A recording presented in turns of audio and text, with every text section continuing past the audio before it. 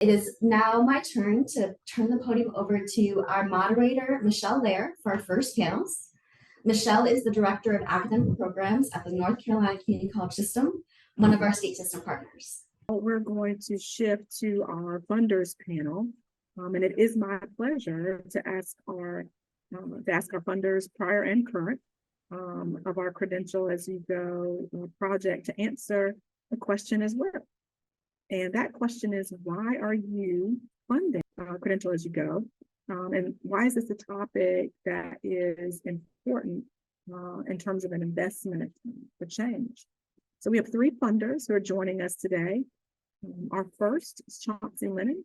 He is the Vice President of Learning and Work and Senior Strategy Advisor at Lumina Foundation. We also have with us James Benson, who is a research analyst in post-secondary education for the National Center of Education Research, the Institution for Education Science with the U.S. Department of Education. And lastly, we have Shannon Rowan, who is Senior Manager in the Opportunity area at Rowan. So first, on behalf of all of our states, our institutions, and our other organizations, I want to thank each of you for the support in your many efforts. And we're going to turn to Chauncy now with the Lumina Foundation, who was the first actually to support the concept of an incremental credentialing approach. And so Chauncy, could you share with us, why did Lumina Foundation support the planning proof of concept grant for this work? And why was this important as an investment of change at that time for women? Thank you, Michelle, and thank you for having me here. We've actually touched on many of the issues. There's not really just one, but we've touched on a bunch of those issues already. But I would say, for us at Lumina, the biggest issue here is really thinking about building a credentialing system that is really more in sync with the reality of today's world. And that's a world in which we really have to think about the skilling, reskilling, upskilling of adults. These numbers are familiar to all of you, but I always like to say, we'll have 30 million or so high school graduates join the workforce, but we've currently got, as you heard, 40 million, some college no credential folks, and 50 million adults who have a high school diploma as their highest level of credentialing. Those 30 million, even if we manage to educate and train all of them, it will be woefully inadequate to the demands of our labor market. And of course, when we think about the goals we have around equitable opportunity, we need to think about adults and how we are going to draw on these 90 million adults and more. And the challenge, of course, we face is we don't have a system that's designed around the needs and interests of adult students. And you all know the challenges adult students face.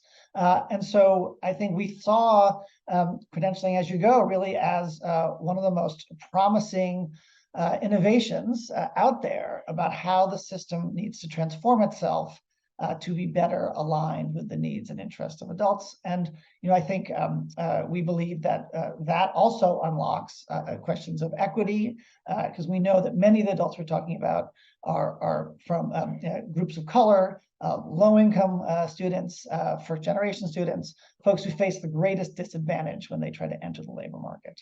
And so, we were just excited to see this effort beginning to gel, the growth of interest, the range of experimentation. And we, of course, are very excited to see how this will continue. We continue to invest in different aspects of Credentialing As You Go among our various community college networks. And we're very excited at the growth we've seen over, it's just been 5 years, and we look forward to the growth that will happen in this effort over the next 5 years. Thank you so much. So insightful. And I appreciate you sharing with us, Chauncy. And we're going to turn to James. And James, the U.S. Department of Education's IES program is making some pretty large investment in Credential As You Go. And could you tell us a little bit about the transformation research program and how the Credential As You Go grant fits into that program? And also, could you share with us what are the hopes that the project will achieve? Yeah, sure. I'll do my best, Michelle. Thanks, and thanks for being a administrator and leader that's committed to transformation. That's super important in the coming years. The transformative research program is somewhat of a departure from our other grant offerings because it encourages applicants to propose research that is substantially different from current research. And that might seem kind of obvious, but as many of you might be aware of that are connected in some way to grant funding, there tends to be like these stages of piling on with the same types of research proposals in a particular period of time. And so we wanted to call out the need for projects that could be higher risk, but also higher reward. And the program supports innovative and unconventional research that has the potential to lead to new scientific paradigms, novel and more effective approaches to education, practice, or policy, which is where I think you fit in, and transformative technologies that substantially increase learner outcomes. And that is kind of a call out to our researchers that focus a lot on technology. Applicants must clearly demonstrate the potential to produce a major impact in an area relevant to IES's mission. And that means that in this case, we define major impact as an unusually broad and meaningful improvement in learner outcomes.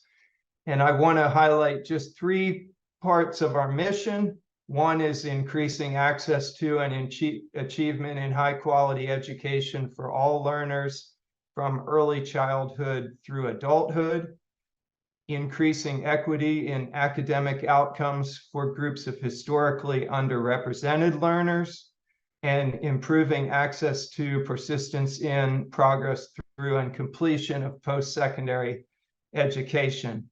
And so the CAYG program or grant is one of 4 grants that we funded in the 2021 round.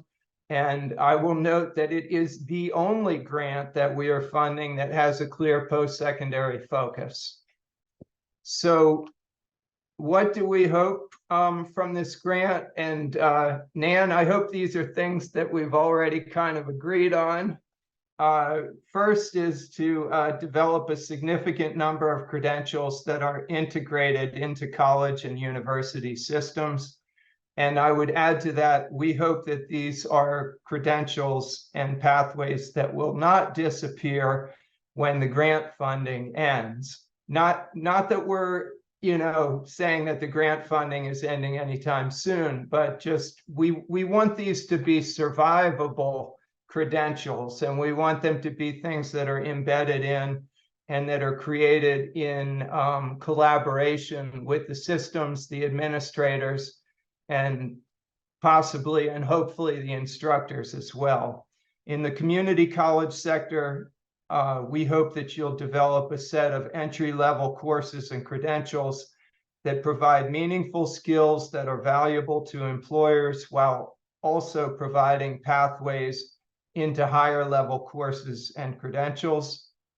In the 4-year sector, we hope that you'll develop a set of courses and credential enhancements that provide practical training that bridges from the academic environment to the applied world of skills and activities that are necessary to succeed in specific professions and jobs. And to Kirk's point, we hope that you will carry out meaningful assessments of how learners are responding to the developed credentials and the extent to which the credentials are associated with opportunities to learn and improvements in academic outcomes for the learners who participate in them, including learners from various racial ethnic groups, different ages, and different levels of prior achievement. And finally, we hope that you will develop models that are vetted by the participating college and university system leaders that can be implemented or shared with other states and systems that would like to implement incremental credentials. And with that, that's pretty much all I have to say. And that was wonderfully said. So thank you so much for sharing with us, James. And we're going to turn to Shannon. And Shannon, we know Walmart has been critical in helping to expand the Credential As You Go network this year. Why is Walmart supporting Credential As You Go? And why is this topic important as an investment of change?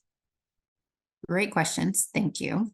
I think a little bit of background will probably help. So our economic opportunity work and portfolio ultimately focuses on working adult learners, particularly the pathways to mobility for frontline workers. And that includes the entire journey that they take along the way. As you've heard, and I think it's going to be a theme, you guys are going to hear more of this. It's not a straight line. There can be that pathing on, pathing off. There's a lot of learning that happens, life intervenes, and for all the working adults, it can mean a lot of stops and starts.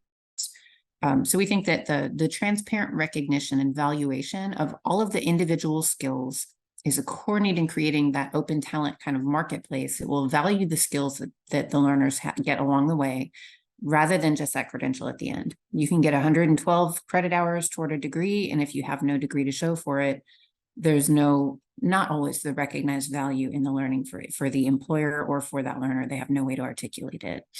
So to put it simply from our end, we need to be able to see all of the skills that a worker has and has learned along the way, the skills that employers want, where people go to get the skills, and how they're communicated to the employers. That's our super simple map. Sounds simple? It really isn't. There are a lot of players on the field. Credential As You Go is helping organizations to think differently about incremental credentialing and recognizing and awarding all that learning. We also care about everything in the non-degree space, that learning, the kind of prior learning assessment, all of the skills along the way. The tools and the resources that are being created and the roadmaps for institutions and organizations are pathways toward that change. And there's been a lot of interest from organizations in different spaces in this space. So Credential As You Go is acting as a bit of a catalyst. They have been doing a lot of communication and a lot of work to engage groups across industries and to lift this topic up as a topic of importance in this space. By whichever name you call it. I've heard incremental credentialing. From us at Walmart, you will hear skills a lot as part of how we talk about it. But the Credential As You Go work helps to bring those groups together and helps to build the tools and resources to bring this system to life. There's an ongoing question for me for how do we take the learning? How do we bring the ecosystem to life? And how do we continue to collaborate? It's not one group alone. It's not two groups alone. How do we take the work of Credential As You Go? How do we embed it into the system? How do we bring everybody on board? This work and why this is a topic to invest in, it's the foundation for how we move forward. You heard it earlier from Holly. It's a crowded highway. There are a lot of people in this space. There are a lot of questions on kind of how we move forward and how we achieve that. There's a lot of interest right now, though. And in order to succeed, we need that base. We need the incremental credentials. Yes, we need the data. We need the proof of quality. We need the trust from hiring managers and corporations. All of that starts with the foundation. And I think now is that time for finding that golden thread for how do we work together to move the work forward, to get the word out that it's not just degrees. All of the learning counts, the incremental credentials, the recognition of skills is what helps to be able to provide the possibility of that equitable future for that working adult learner and how they can move forward. Thank you.